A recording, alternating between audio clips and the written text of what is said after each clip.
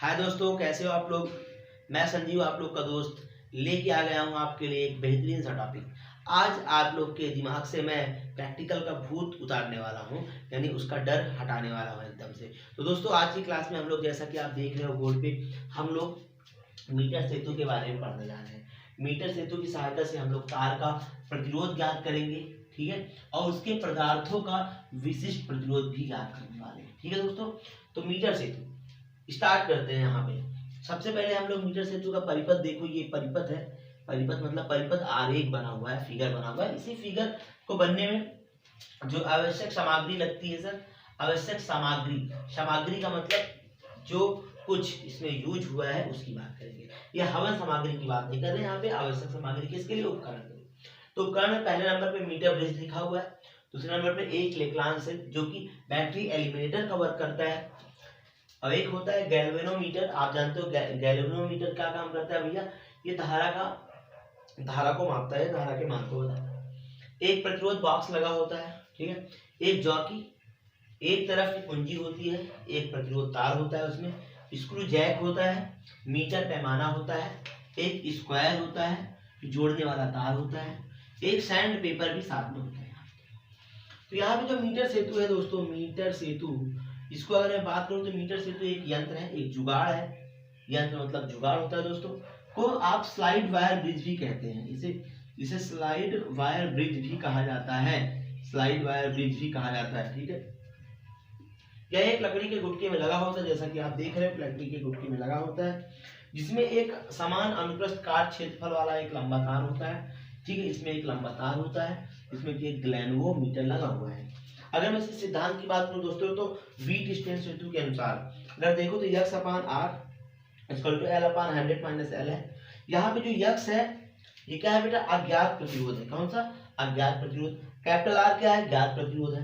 L क्या है? Metre की लंबाई, मीटर सेतु की लंबाई है। यहाँ देखो, अगर मैं अज्ञात प्रतिरोध की गणना करूं तो आप देखो x equal to capital R, कोष्टक में एल अपान 100 माइनस एल है। अगर मैं देखूं तब पदार्थ के विशिष्ट प्रतिरोध का अगर मैं की गणना करूं तो rho equal to pi r square into x upon में बी। आप देखो यहाँ पे जो बी होता है बेटा, ये चौड़ाई है, ठीक है, और यहाँ पे आर क्या है? इसकी त्रिज्या है। और आप देखो रो क्या होता है? विशिष्ट प्रतिरोध होता है, ठीक है, रेजिस्टिविटी जिसको बोलते हैं, विशिष्ट प्रतिरोध।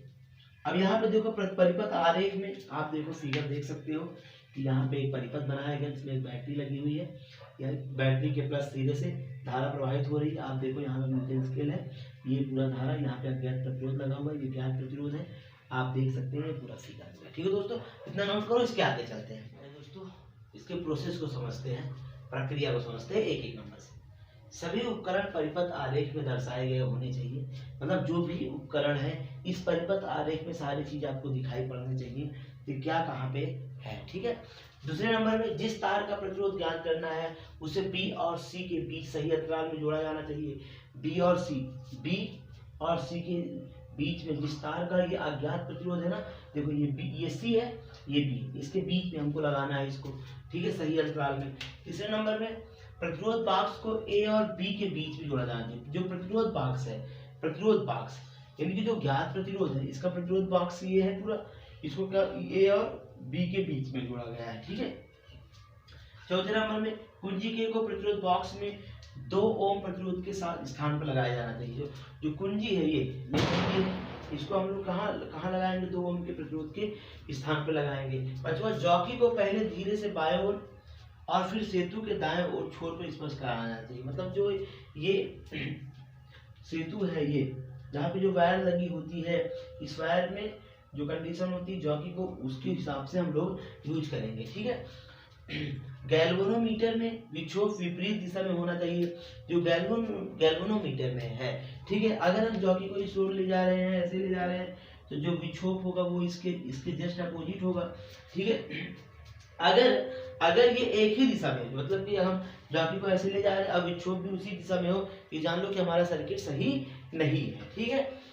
मान लीजिए बिंदु डी पर बिंदु है, मतलब मान लीजिए बिंदु डी वह बिंदु है जहां पर जॉकी को तार को छू रहा है, मतलब ये जो कोई पॉइंट है, यहाँ पे जॉकी ये जो है ना, ये वायर यहाँ पे क्या कर रहा है? तार को छू रहा है, ठीक है, छू रहा है।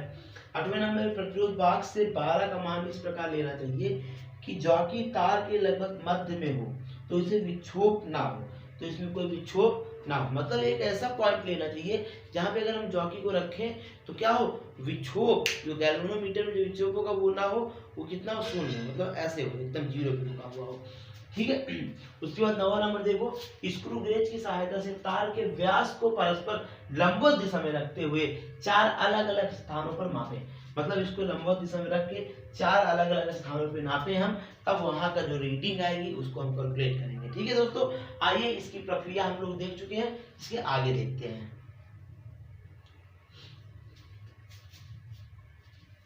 दोस्तों आइए देखते हैं अज्ञात प्रतिरोध के लिए तालिका। यहाँ पे जो तालिका बनी हुई है x के लिए, ठीक है, x के लिए, तो बॉक्स से प्रतिरोध R ओम में, यहाँ पे देखो पहले कंडीशन में 0.5, फिर 0.7, फिर 1, फिर 1.5, ठीक है। फिर लंबाई AB बराबर L सेंटीमीटर में है, ठीक है, तो 58.3 यानी 58.3, फिर 60.7, फिर 61.9 और 61.1, ठीक है। लंबाई BC बराबर 100 - L सेंटीमीटर में है, 41.7, 39.3, 38.1 और 38.9 है। अज्ञात प्रतिरोध के लिए जो x इक्वल टू आप निकालो R L बाई 100 - L के फॉर्म में 0.35 है, 0.45 है, 0.16 है, 0.95 है, ये पूरा इसका सारणी बना हुआ है। ठीक है, इसका जो रिजल्ट आया परिणाम, अगर अज्ञात प्रतिरोध x का मान पूछे तो जो आप वैल्यू यहाँ पे x के लिए निकाले हो वो आप फाइंड वो यहाँ पे पुट करो।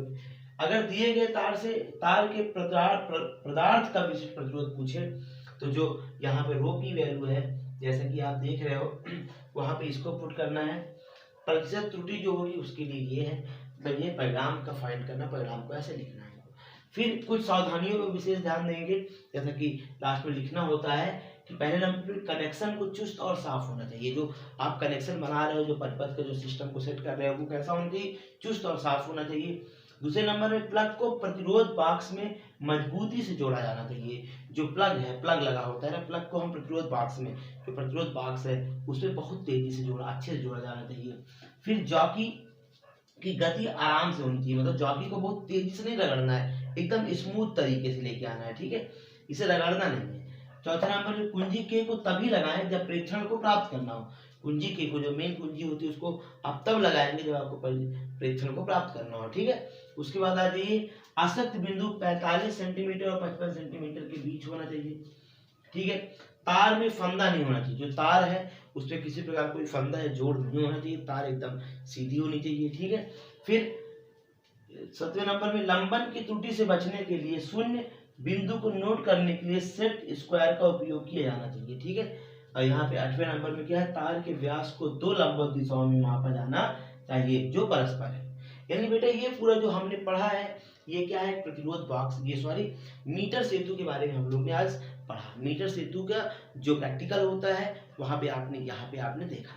तो दोस्तों देखो, प्रैक्टिकल से जुड़ी कुछ बातें अगर हम लोग कर लें ऐसे, तो नॉर्मल तरीके से जो बच्चे होते हैं जिनको सबसे बड़ी प्रॉब्लम होती है प्रैक्टिकल, जैसे कि प्रैक्टिकल स्कूलों में प्रॉपर वे पे प्रैक्टिकल के लिए उतनी ज़्यादा तैयारी कराई नहीं जाती, क्योंकि थ्योरी जो पेपर आता है और जो साथ में डेरिवेशन वगैरह जो भी पेपर होता है, थ्योरी पेपर, थ्योरेटिकल, उसके लिए आपके टीचर प्रॉपर वे में पढ़ाते रहते हैं, लेकिन बहुत कम ऐसा हो पाता है कि जो प्रैक्टिकल के लिए टीचर तैयार करें बच्चों को। प्रैक्टिकल के लिए सबसे जरूरी चीजें क्या है, आप याद कर लीजिएगा कि जो एग्जामिनर आएगा वो आपसे कहाँ से कुछ क्वेश्चन पुट अप कर सकता है, जो आप प्रैक्टिकल की फाइल बनाते हैं, जो भी उसमें कंटेंट डालते हैं वहां से क्वेश्चन पूछ सकता है आपसे, और जो आप कॉपी लिखते हो शायद वहां से आपसे क्वेश्चन पुट अप कर सकता है वो एग्जामिनर। तो जो भी चीज आप बनाओ, जो भी चीज करो, उस पर बेहतर तरीके से मेहनत करिए, हर एक चीज को समझो, एक एक पहलू को समझो और उस पर जाके अच्छे से आप बता सकते हो, ठीक है दोस्तों।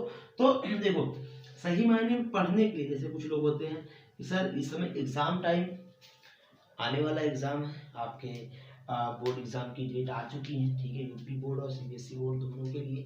आप लोगों को बस फोकस करना है चीजों, जैसे पढ़ने का तरीका, कुछ लोगों को यही नहीं पता होता पढ़ने का क्या तरीका है। दोस्तों मैं बताता हूँ आपको, पढ़ने के लिए सही तरीके होते हैं जब आपका मन करे, मतलब मन तो सर कभी नहीं करता, हाँ ये बात सही है, मन तो कभी नहीं करता, मन करता क्या है, मन तो बहुत खतरनाक खतरनाक करता है, गुरुजी वो करेंगे नहीं हम। तो भैया देखो सही बताया आपसे, पढ़ने के लिए जैसे कि अगर आपके पास जब भी टाइम मिले, बस ये दिमाग में बैठाओ कि पहले टाइम टेबल एक सेट कर लो, जो आपको पढ़ना है उसका एक टाइम बना लो, किस टाइम, मतलब ये प्रॉपर वे पे नहीं, रेगुलर रोज के हिसाब से, क्योंकि हर दिन आपकी लाइफ में कुछ ना कुछ अलग होता है। एक एक जैसी तो जिंदगी चलती नहीं, लोग टाइम टेबल सेट कर लेते हैं कि सर इस टाइम टेबल के हिसाब से पढ़ेंगे, ऐसा कुछ नहीं भैया। क्या आपका हर दिन एक जैसा बीतता है क्या? कभी नहीं बीतता, जो पल बीत गया वो दोबारा नहीं आता, ये सच है। तो जो टाइम टेबल आप सेट करो, अपने डेली के रूटीन के हिसाब से टाइम टेबल सेट करो। आज को क्या क्या पढ़ना है उसको आप लिखिए, और टाइम कितना देना है, कितना टाइम कब देना है, ये आप अपने हिसाब से फाइंड करो। हर दिन का टाइम टेबल बना होना चाहिए, हर दिन जो पढ़ो, जितना पढ़ो और जितना टाइम टेबल में सेट करो उतना जरूर पढ़ो, इससे आपका मनोबल मजबूत होगा और आप बेहतर करके आओगे दोस्तों। चलिए, पूरे दिल और पूरी ईमानदारी के साथ आप लोग मेहनत करते रहिए, उम्मीद करते हैं आपका रिजल्ट बहुत अच्छा आएगा।